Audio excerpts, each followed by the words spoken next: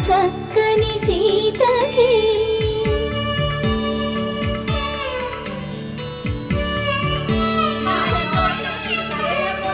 ఎర్ర జాబిలి చేయి రాముడేడని అడుగుతుంటే భానుతేజ